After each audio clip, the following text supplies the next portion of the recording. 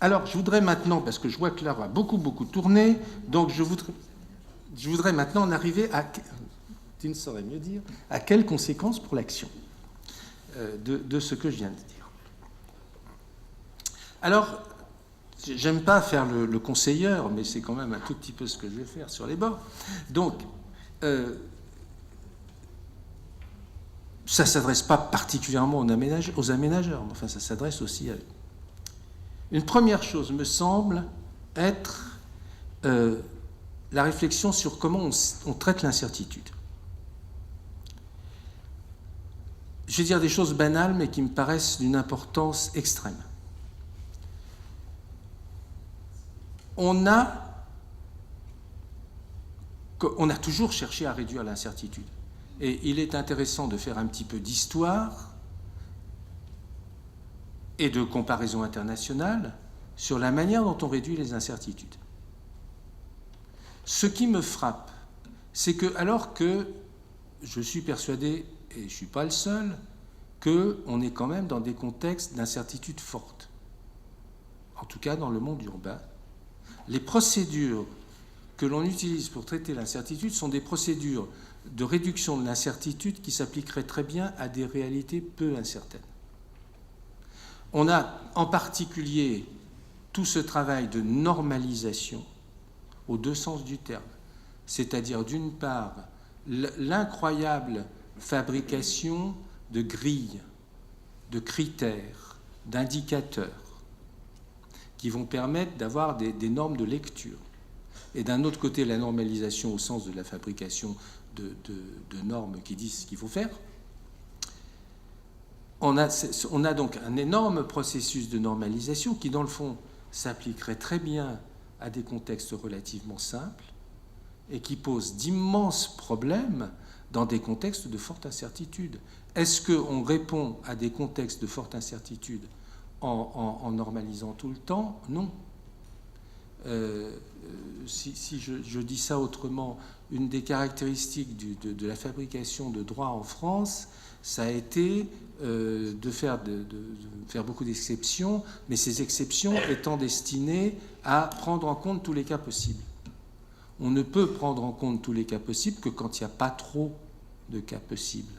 À partir du moment où il y a une énorme diversité de cas possibles, on ne peut pas prendre en compte tous les cas possibles. À partir de là, il faut laisser des capacités de jeu au système normatif. Il faut qu'il puisse jouer, qu'il puisse bouger le système normatif. Or, on a aujourd'hui, et du côté de la prescription, des systèmes normatifs qui ne laissent pas beaucoup de place au jeu. Et du côté cognitif, des cadres de lecture qui sont de plus en plus des cadres normés, avec là un mouvement international de fabrication de cadres normés qui, à mon sens, est un vrai problème.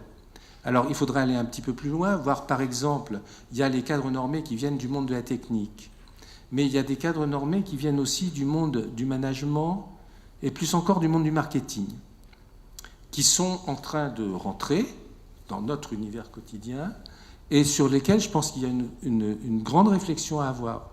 Parce que l'entrée de ce qui vient de la gestion, côté management, l'entrée de ce qui vient de la gestion financière, ça c'est longtemps que c'est fait, et l'entrée de ce qui vient du côté du marketing n'est pas du tout sans intérêt. Mais le problème, c'est de savoir quel usage on en fait. Et quand je vois par exemple qu'on va fabriquer de la ville, des morceaux de ville, à partir de systèmes d'indicateurs qui viennent de la fabrication des grands magasins, enfin des centres commerciaux, et qui sont très bien faits, mais qui referment terriblement les problèmes, je me dis, est-ce qu'on est vraiment sur la bonne voie?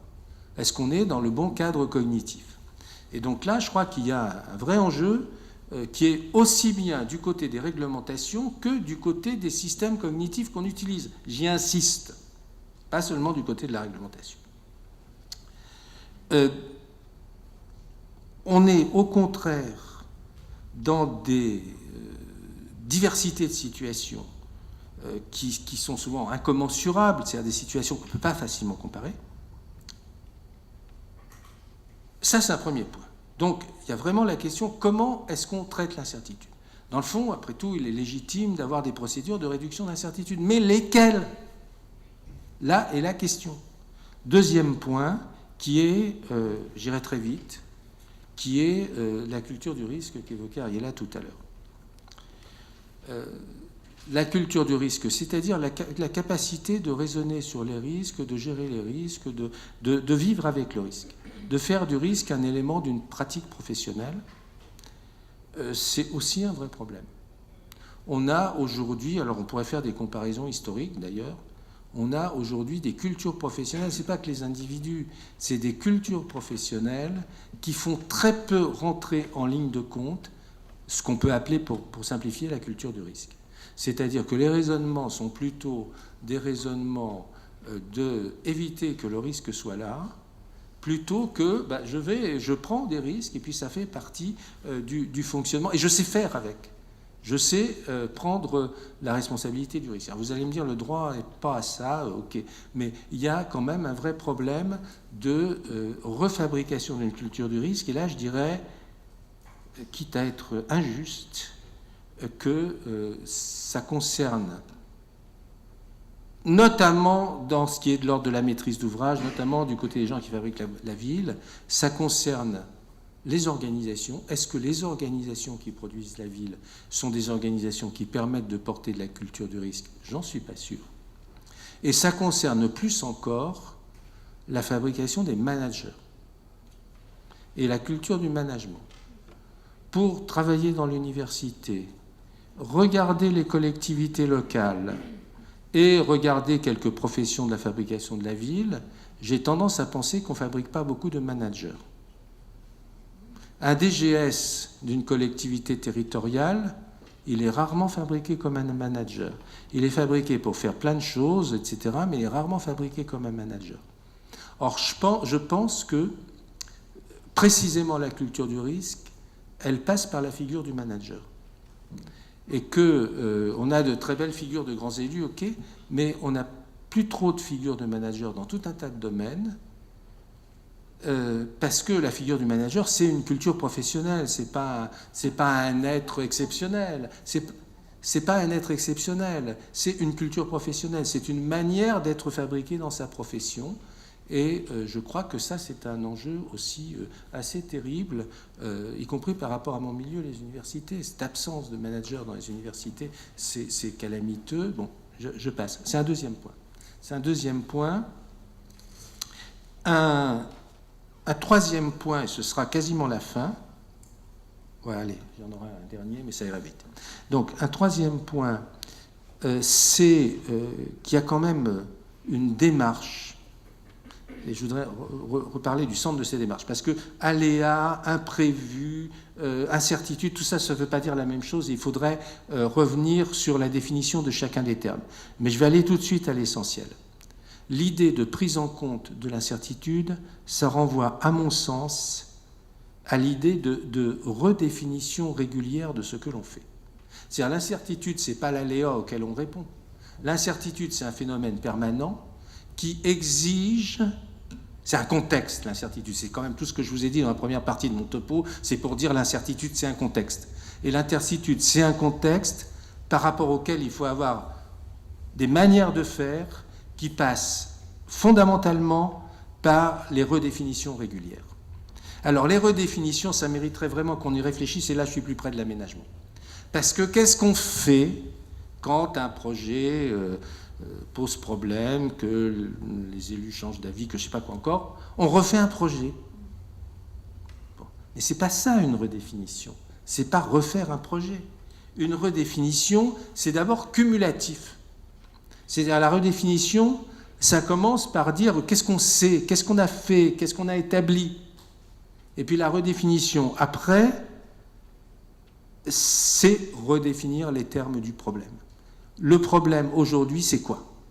Et moi je suis frappé quand je travaille sur des projets ou avec des bureaux d'études, je suis frappé par le fait qu'on ne passe pas beaucoup de temps à définir les problèmes et on en passe encore moins à les redéfinir.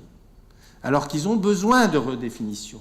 Et qu'il y a pour moi une fonction, j'emploierai ce mot lourd, il y a pour moi une fonction dans la production urbaine qui est la fonction de redéfinition des problèmes. Et cette fonction de redéfinition des problèmes, elle suppose qu'on ait des gens qui soient capables de le faire, qu'on réunisse l'information pour le faire, qu'on ait éventuellement les dispositifs organisationnels qui permettent de le faire,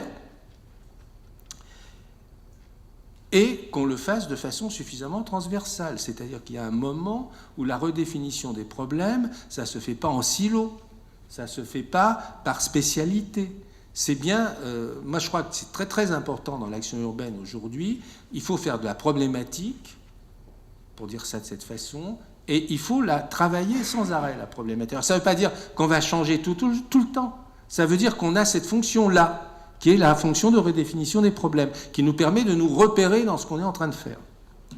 Et puis, ça amène, à mon sens, quand même, à une vraie réflexion sur ce que pourraient être les documents stratégiques de planification. Alors, je ne vais pas ouvrir le débat maintenant, mais il me semble que la logique de ce que je viens de dire, c'est quand même de dire, voyons, en quoi les documents stratégiques de planification peuvent s'inscrire dans ce que je viens d'essayer de dire.